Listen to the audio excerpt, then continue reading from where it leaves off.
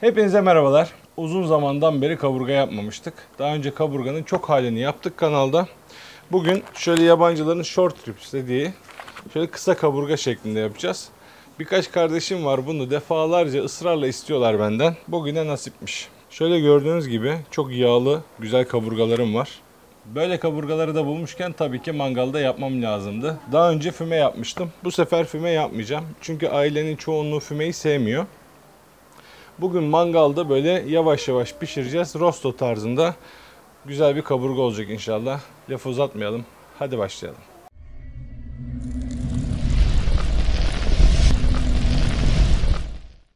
Evet arkadaşlar, bugün 4-5 saat pişirme sürecek. O yüzden de şu 5 saat süren bu kokonat kömürlerden kullanıyorum. Kömürü kenara bu şekilde döküyorum. Bununla ilgili daha önce detaylı bir video yapmıştım. Bu yuvarlak mangallarda böyle düşük derecelerde uzun süre pişirmek için bu şekilde kömürleri yakmadan bir diziyoruz. Buna yılan tekniği deniyor. Tutuşturma bacasının içerisine şöyle bir miktar kömür koyuyorum ama çok yüksek sıcaklık istemediğimiz için kömürü abartmayacağız. Burada önemli olan nokta bu. Çok kömür koyarsanız sonradan düşürmeye uğraşırsınız. Ben şöyle kovanın yaklaşık 1/3, 1/4 kadar koyacağım. Bunların üzerine de önceki pişirmeden kalan biraz kömürüm var. Bunları da ekleyeceğim. Şöyle bu kadar bizim için yeterli. Bugün farklı bir şekilde yakacağım mangalı. Bunu şöyle kapattığınız zaman bakın alevler yükseliyor. Bunu da üzerine koyacağım. Şöyle bir 3-5 dakika sonra bunlar zaten tamamen tutuşmuş olurlar. Şöyle gördüğünüz gibi yaklaşık bir 10 dakikada ateşimiz hazır oldu. Şu şekilde kömürleri döküyorum. Şöyle tek tarafa yığacağım. Dediğim gibi çok fazla kömür kullanmadım ilk etapta. Burada dereceyi ayarlamamız lazım. Ortalama kaburga için en iyi sıcaklık 140 derece. Ben de bugün mangalı o ayarlarda tutmaya gayret edeceğim. Ben etleri hazırlayana kadar şöyle bir derece ayarı yapacağım. Alttan havalandırmayı İlk etapta yarım açıyorum. Üstten de yarım. Buradan sıcaklığı bir takip edeceğim. Ortalama 140 dereceler benim için ideal. Şimdi mangalım hazır olmak üzere. Etlerle yapılacak çok fazla bir şey yok. Bugün şöyle hazır bir baharat kullanacağım. Daha önceden kullandığım ve tadını sevdiğim, benim normalde yaptığıma çok yakın bir karışık baharat. O yüzden de kendim yapmaya uğraşmayacağım açık havada. Bir de tuz. Başka bir şey yok. Şu etlerin güzelliğine bakar mısınız ya? Vallahi gerçekten çok güzel bir kaburga denk geldi. Şöyle üzerlerinden bolca tuzluyorum. Etlerimiz kalın olduğu için arkadaşlar bu tuz size fazla gelmesin. Böyle iyicene tuzlayın. Çünkü bu uzun süre içerisinde etin içine geçecek bu tuz.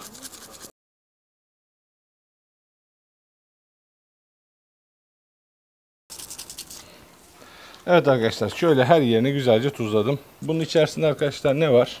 Sarımsak tozu, soğan tozu, kişniş, kırmızı toz biber, pul biber ve kekik. Yani normalde benim bu tarz etlere yaptığıma benzer bir baharat. O yüzden de bugün kendim uğraşmak istemedim. Hazırda vardı, bunu kullanıyorum.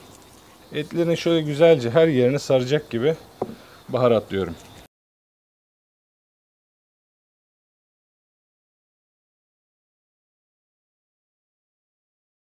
Evet, bu kadarı yeterli. Şimdi mangala bakabiliriz artık. Evet arkadaşlar, yaklaşık bir 10 dakika kadar oldu. Şu an gördüğünüz gibi mangalım 130 derecelerde. Şimdi ateşi bu şekilde planlamıştık.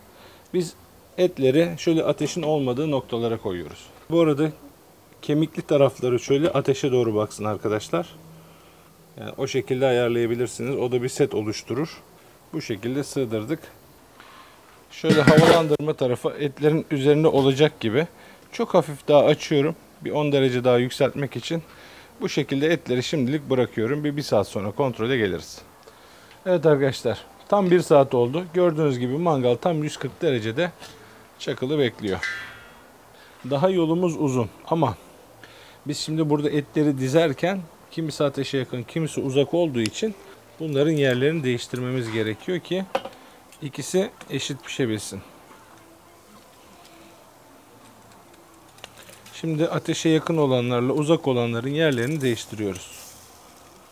Şu ortasını baz alabiliriz. Çünkü en normal ateş bu burada. Yani en normal sıcaklık bu. O yüzden ben şöyle kılavuz olması açısından 2 tane termometreyi etin içine saplıyorum. Tekrar mangalın kapağını kapatıyorum. Şimdi bakın. Şu an buradan iç sıcaklıkları görebiliyoruz. Şu an 42 derecede biri, 45 derecede biri.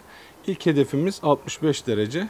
65 dereceye geldiği zaman buradan biz uyarı alacağız ve gelip etlerimizi kontrol edeceğiz tekrar.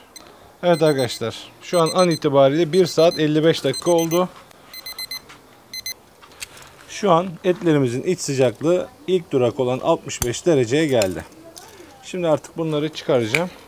Şöyle etleri alıyoruz.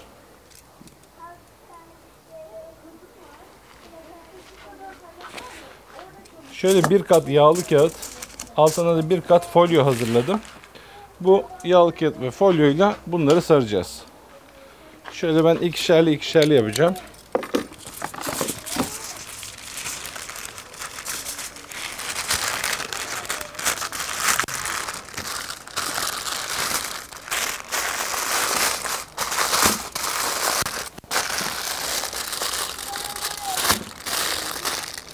Arkadaşlar bu şekilde bütün hepsini saracağım. Burada önemli olan buhar kaçağı olmaması lazım. Yani gerekirse 2 kat yapabilirsiniz folyoları. Buhar kaçağı olursa finalde biraz daha sert olur et. Onu belirteyim. Ben şöyle ne olur ne olmaz diye çift kat folyo yapıyorum. Arkadaşlar burada özellikle 65 derecenin sebebi şu. 65 dereceden sonra bir çakılma noktası vardır. Bu noktayı daha zor geçer et. Yani bu noktaya geldiği zaman diyelim atıyorum 2 saatte 65'e mi geldi? 45 dakika durur 65'te. O yüzden de biz bu noktada artık daha fazla etin su kaybetmesini istemiyoruz. 65 derecede aslında etimiz yeteri kadar pişmiş oluyor ama yemek için çok sert durumda. Bizim bu noktadan sonra amacımız o etin kendi saldığı suyu buhara çevirerek yumuşamasını sağlamak. O yüzden de bu noktada az önce de dediğim gibi buhar kaçağını önlememiz çok mühim. Bu noktadan sonra sıcaklığı bir tık arttırsanız da olur. Yani bu noktada bize buhar lazım. Kapalı olduğu için özellikle de çift kat yaptıysanız yani çok azıcık sıcaklığın artması zarar getirmez. Ben yine buradan şöyle bize fikir vermesi açısından şöyle 2 farklı noktadan etleri şöyle elimle hissedip içlerine takıyorum. Kapağı kapatıyorum. Dediğim gibi artık içindeki kolajenlerin jelatine dönüşmesini istiyoruz. Bu da 94 dereceden itibaren olmaya başlıyor. Yani böyle biraz dişe gelir isterseniz 94-95 derecelerde, iyice lime lime olsun isterseniz 100 derecelerde bitirebilirsiniz. Ben açıkçası böyle biraz kemiğin üstünde durmasını seviyorum. O yüzden böyle 95 dereceler bizim için ideal. Şimdi tekrar buradan takip edeceğiz. İstediğimiz noktaya geldiği zaman sizi tekrar bilgilendireceğim. An itibariyle 1,5 saat daha geçti. Şu an iç sıcaklığı olmuş gibi gözüküyor ama biz 2 tanesinden kontrol ediyoruz. Şöyle bir hepsini bir kontrol etmek için bir kapağı açalım. Gördüğünüz gibi 150-155 derecelerde şu an sıcaklık. Şu an bakın, şu an 94 derecelerin üzerine çıktığını buradan görebiliyoruz. Burada eğer termometreniz yoksa size bir tüyo vereyim. Şöyle bakın, şöyle bunu batırdığınız zaman şöyle tereyağı batar gibi batıyorsa eğer bu olmuştur. Yani bu 94 derece bu işin garantisidir. Ama şöyle tereyağı batar gibi girip çıkıyorsa yani bu olması şart değil. Bir tane şöyle çöp şişle de kontrol etseniz bunlar artık olmuş anlamına gelir.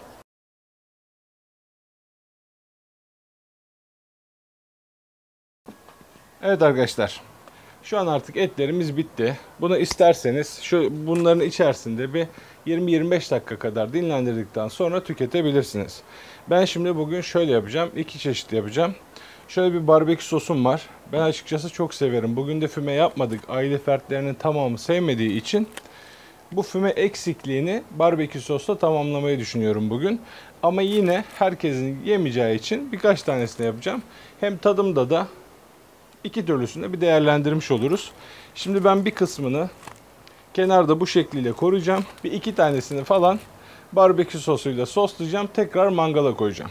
Şöyle bir açalım bakalım ne olmuş.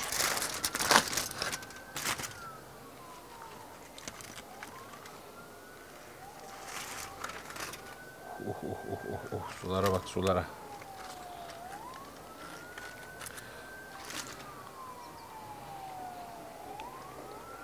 Şöyle bir göstereyim size ne olduğunu.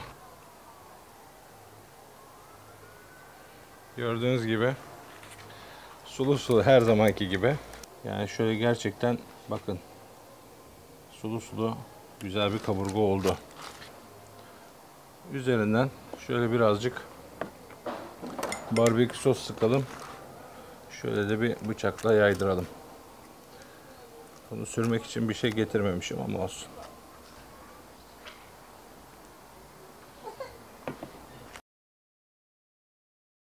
Evet arkadaşlar.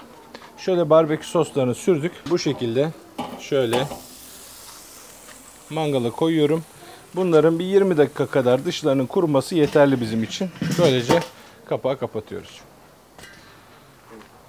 Tam akşam saati, güneş çok parlıyor.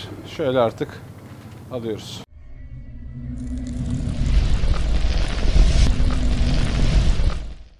Yaklaşık olarak 4 saat sürdü. Herhalde biraz daha böyle küçük parçalar olduğu için normalden bir saat daha avantadayız. Hacımı bugün sırf siz istiyorsunuz diye dağdan çağırdım.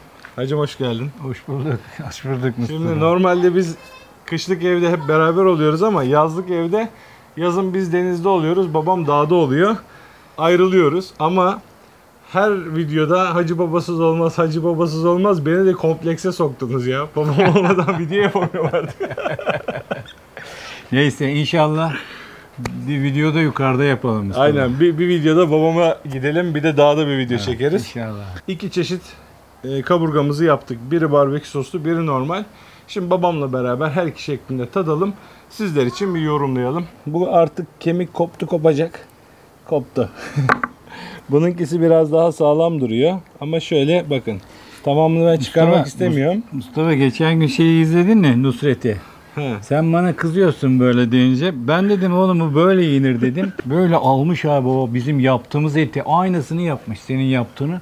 Vallahi lap lap lap götürdü. O yaptığı zaman bilmem ne oluyor. Biz yaptık mı şey yapıyorsun. Ya bir şey olmuyor da açıkçası ben o işleri yani böyle mütevaziliğe şey bırakmıyorsun olmuyorum. yani. Şöyle birkaç dilim. Bak Allah şahit. Bu var ya, bu bak şu anda keserken bile arkadaşlar lokumluğunu, bak şuraya bak bak bak. Ya böyle bir şey yok be Mustafa'cığım be. Bismillahirrahmanirrahim diyeyim. Ben Ya, sana bunu hocam. tattırayım. Bismillah. Hadi bakayım abi. Hadi bakayım. Tuzsuz. Değil mi? Tuz diyeceksin. Bak bitti. Cicom sen de gel. Şimdi bak oradan. Gel şöyle bir tane de sana tattıralım. Ya bu lokum mu olmuş bunu Mustafa? Arkadaşlar resmen var ya, bak 3 kere de yok bitti. Vallahi lokum. Böyle tandır havası gibi olmuş. Evet. Evet. Arkadaşlar müsaadenizle. Mustafa dağdan geldiğime değdi. Arkadaşlar ben fümesini daha fazla seviyorum. Orası kesin. Ama bu da çok güzel olmuş. Yani mangalda çok farklı ya. Bu tandır olmuş hacı. Ama ya şu kömürün kokusu, bakın şimdi. Hani bu konu hep oluyor aramızda. Ben size şunu bir göstermek istiyorum. Bakın. Odun koymadım, gördünüz. Ona rağmen şöyle kenarındaki izi görüyor musunuz? Füme izi gibi. Ya bu tamamen işte kömür lezzeti diyoruz ya. İşte kömür lezzeti dediğimiz şey bu. Ete böyle o kadar güzel bir aroma veriyor ki yani gerçekten fırındakinden çok başka oluyor ya. Hani fırında yaptıklarımızdan çok ayırıyor. Hemen şunu da bir keselim. Babamın dediği gibi aslında bunu bu şekilde yiyebilirsiniz. Ama biz yine yemeyelim. Şimdi kesmek ister misin? Keselim ya. Gel. Bismillahirrahmanirrahim. Aman Allah'ım. Ay ay ay ay ay ay. Koyuyor ya. Mustafa'cığım ya bu böyle var ya. Bu başka bir şey ya. Dur tuzlayalım hacı ya. Zevkimizden yiyelim be. Arkadaşlar bu da barbekü soslu olan. Müsaadenizle tadıyoruz. Bunda ilk yiyince böyle bir ekşilik geliyor. İşte o sostan. Sos mu? Evet hocam. Ekşilik geliyor. Bunun dışında barbekü sos var. Şu sos. He. Bu da nasıl diyeyim sana, bu biraz tatlı bir sos aslına bakarsan. Ama Bu böyle hafif tütsülü. hafif böyle işte gibi ketçap gibi Evet, evet. Aynen öyle. çok farklı değişik bir kültür. Meksika işi bu. Cücem sen de bir tadar mısın? Meksika işi bu. Meksika değil de Amerikan kültürü. Amerikan kültürü diyelim. Evet, yani Amerikan ben şimdi kültürü. bileyim ben anlamam da öyle işte Meksikalılar böyle soslu şeyleri fazla yer ya. Aynen. İlk baş Cüneyt'ten başlayalım. Sadece. Sade mi? Evet. Sen baba? Ben de sade dedim. Niye? Hı. Bu tamamen değişik bir lezzet. Evet. Ben Yani mesela bir restoranda bu ayrı bir şey olarak gelir insana. zaten yani. restoranlarda genelde bunu böyle Eyvallah. sunarlar. Eyvallah. Ama diğeri ben etim diye bağırıyor. Ben kaburgayım, ben etim. Evet, demek ki zevkler ve renkler tartışılmaz. Mümkün değil. Hiç şey demiyorum. Ben mesela barbekü soslu tercih ediyorum. Ama arkadaşlar ilk başta da dediğim gibi benim en sevdiğim ilk üç etten bir tanesidir kaburga. Ama ben füme kaburgayı severim. Mangalda yani şöyle füme kaburga yaptığın zaman benim için onun tadı çok başka. Ama bizim ev halkı fümeyi sevmiyor çok fazla. Bugün ben de ne yaptım? Sonradan herkesin damak tadına uydurabilmek için dışarıdan bir füme lezzeti ekledim. Tabii ki orijinal gibi olmuyor ama mesela ben şimdi soslu olarak tüketeceğim ama Cüneyt ve babam sossuz beğendiler. Ben hocam ikisini de yiyeceğim. Beğeniler değil. Bak bu tamamen ayrı bir kültür. Bu daha işin zenginleştirilmiş hali. Restoran hali. Bu bizimle düz hali yani. Ama ben mesela hani bundansa şunu daha zengin Sen- buluyorum kendi adıma lezzet olarak. Ama tabii ki arkadaşlar herkesin damağına, zevkine saygımız var. Hani bu iyi, bu kötü denmez. Sadece bana göresi, sana göresi var bu işin. Bence bu soslar kötü eti güzelleştirmek için. Yani daha çok benim hayatımda öyle yani. Hani tavuğun göğsünü banarsın falan böyle o tip hani. Evet, doğru. O da bir bakış açısı. Ama ben burada birazcık füme tadından faydalanmaya çalışıyorum aslında. Bu etin baskınlığı benim çok hoşuma Mustafa hocam Lezzetli. eline sağlık ya. Afiyet olsun hacım. Gerçekten dağdan geldiğime değdi. Sizleri bir gün yine inşallah bizim yaylaya da bekleriz. İnşallah, inşallah. Nasip olursa bir kere de babamın orada gideriz. Bir Uludağ manzaralı şöyle güzel bir video çekeriz beraber. Umarım beğenmişsinizdir. Beğendiyseniz beğen tuşuna basmayı, bu tür videoların devamının gelmesi için kanalıma abone olmayı unutmayın. Bir sonraki videoda görüşmek üzere. Kendinize iyi bakın. Allah'a emanet olun. Hoşça kalın.